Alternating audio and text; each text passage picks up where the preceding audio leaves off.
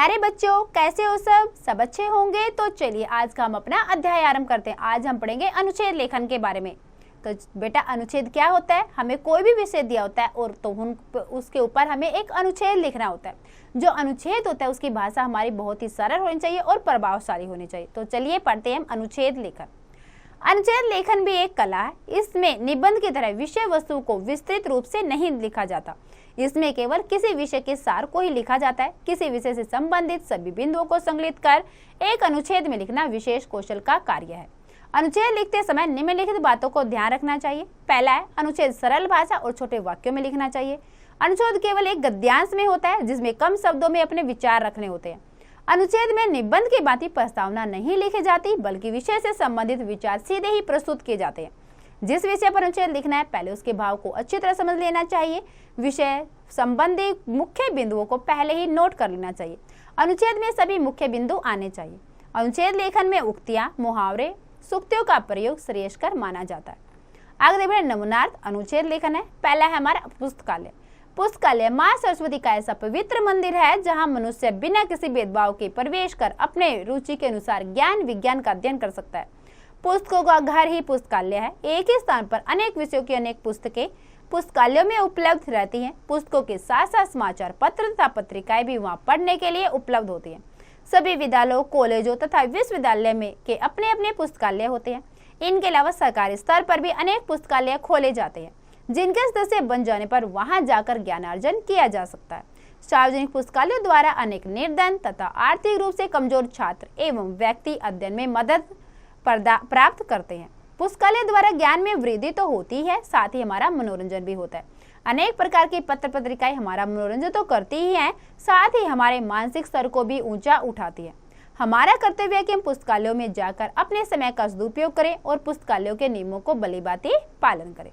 दूसरा बेटा हमारा प्रदूषण। विकास की दौड़ ने मनुष्य के जीवन को जिन चुनौतियों का सामना करने के लिए मजबूर किया है उनमें से एक प्रदूषण की समस्या भी है। मनुष्य ने अपने आवास बनाने के लिए पेड़ों को काटा, धुआं उगलने वाले बड़े बड़े कारखानों लगाकर वायु को विषैला किया, कारखानों से निकले अपशिष्ट पदार्थों और मलमूत्रों को नदियों में बहाकर जल को प्रदूषित किया, पॉलिथीन बैग और रसायनों के प्रयोग से मिट्टी की उर्वरा शक्ति को नष्ट करने का प्रयास किया। तो परमाणु हथियारों की दौड़ ने नाव के प्रदूषण को जन्म दिया। पृथ्वी की तो बात ही छोड़िए, मिसाइल और रॉकेट अंतरिक्ष की ओर दाग दाग कर मनुष्य के ने जीवन रक्षक ओजोन परत में छेद कर दिया। मनुष्य की ओर से यह प्रलय को आमंत्रण देना ही नहीं तो और क्या है। आगे बेटा हमारा कुसंगति। कुसंगति का आशय बुरी आदतों और बुरे लोगों का साथ। कुसंगति की तुलना ऐसे ज्वर से की गई है जो सबसे भयानक होता है। वह हमारी बुद्धि को तो भ्रष्ट करता ही है, साथ ही हमारे आचरण को भी निंदनीय बना देता है। यदि कोई बुरी संगति में फंस जाता है तो उसकी स्थिति उस व्यक्ति की तरह होती है जिसके पैरों में कोई भी भारी पत्थर बांध दिया गया हो। यदि वह आगे बढ़ना भी चाहेगा तो उस भारी पत्थर के कारण पतन के गड्ढे की ओर ही जाएगा। लेकिन यदि व्यक्ति की संगति अच्छी होगी तो यह उस भुजा के समान होगी जो उसे सहारा देकर उन्नति की ओर ले जाएगी। इसलिए हमें सावधानी रखनी चाहिए कि जीवन में सदा अच्छे मित्रों के साथ पकड़े और कुसंगति से बचे। अगला अनुच्छेद है बेटा गंगा। तो देखिए गंगा भारत की उन प्राचीनतम नदियों में से है जिन पर भारतवासियों की बहुत श्रद्धा है। गंगा केवल एक नदी ही नहीं है बल्कि इसका संबंध भारत की संस्कृति तथा इतिहास से जुड़ा है। यह पवित्र नदी हर भारतवासी के लिए अत्यंत पवित्र तथा पूज्य है। भौगोलिक दृष्टि से इस नदी ने उत्तरी भारत के विशाल उपजाऊ मैदान को बनाया तथा भारत भूमि को धन धान्य से परिपूर्ण किया। हिमालय के गंगोत्री नामक स्थान से निकलकर वह समूचे उत्तर भारत को अपने अमृत जल से सींचते हुए हजारों मील की यात्रा करते हुए बंगाल की खाड़ी में समुद्र में मिल जाती है। इस नदी के तट पर प्राचीन काल में हमारी सभ्यता और संस्कृति का विकास हुआ था। इसी के किनारे बैठकर हमारे ऋषि मुनियों ने अनेक महत्वपूर्ण ग्रंथों की रचना की। गंगा नदी के तट पर अनेक तीर्थ स्थान जैसे हरिद्वार, ऋषिकेश, काशी, प्रयाग आदि हैं। इसी के किनारे कानपुर, कोलकाता जैसे बड़े औद्योगिक नगर भी स्थित हैं। भारत में गंगा को देवी देवताओं के समान पवित्र समझा जाता है। अगला बेटा भारतीय गाँव। तो देखिए महात्मा गांधी ने कहा था कि भारत की आत्मा गांव में बसती है, इसलिए भारत का विकास करना है तो गांवों का विकास करना आवश्यक है। स्वतंत्रता प्राप्ति के बाद भारतीय सरकारों ने भी ग्रामों विकास के लिए योजनाएं बनाई और काफी सीमा तक उन्हें व्यवहारिक रूप भी प्रदान किया। सभी ग्रामों का आधुनिकीकरण करने पर बल दिया गया, उनकी विद्युतीकरण भी किया गया। जिससे खेती की पैदावार में वृद्धि हुई। गांवों की पक्की सड़कों के द्वारा शहरों से जोड़ा गया। इसके परिणाम स्वरूप वहां के उत्पादन शहरों तक सरलता से पहुंचने लगे। ग्रामीणों की आर्थिक स्थिति में सुधार हुआ, उनका जीवन स्तर ऊंचा हुआ। आर्थिक दशा में सुधार के साथ साथ उनका शिक्षा के प्रति झुकाव भी होने लगा। प्रत्येक गांव में प्राथमिक विद्यालय, स्वास्थ्य केंद्र, परिवार कल्याण केंद्र भी आदि खोले गए। ग्रामीण बैंकों द्वारा आसान शर्तों पर ग्रामीणों को ऋण उपलब्ध कराए गए। किसानों को खेती के अच्छे बीज, रासायनिक खाद, सिंचाई सुविधाएं उपलब्ध कराई गई।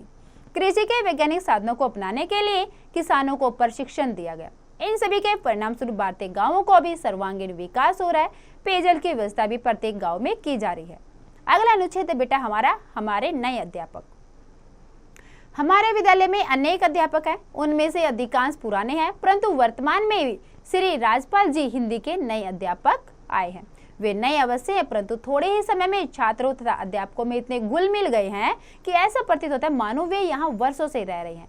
वे हमारे कक्षा अध्यापक हैं। उनके शरीर हाव भाव को देखकर उनसे डर लगता है, परंतु 2-4 दिन में ही एहसास हो गया कि ऊपर से रुक्ष व कठोर दिखने वाले श्री राजपाल जी अत्यंत कोमल व भावुक है। हिंदी प्रातः में वे जिस प्रकार के उदाहरणों, घटनाओं और सूक्तियों का सहारा लेते हैं, उनसे उनके ज्ञान का पता चलता है। हिंदी के अतिरिक्त उनका संस्कृत भाषा पर भी पूरा अधिकार है। ठीक है बेटा, तो ये थे हमारे अनुच्छेद लेखन। तो क्या क्या सीखा हमने अध्याय में, देखिए।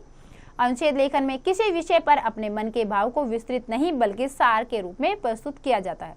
अनुच्छेद लेखन निबंध लेखन का सही संक्षिप्त रूप होता है। अनुच्छेद लिखने से पहले उनके भाव को अच्छी तरह समझ लेना चाहिए। अनुच्छेद सरल भाषा और छोटे वाक्यों में लिखना चाहिए। अनुच्छेद में निबंध की तरह प्रस्तावना न लिखकर विषय से संबंधित विचार सीधे ही प्रस्तुत किए जाते हैं।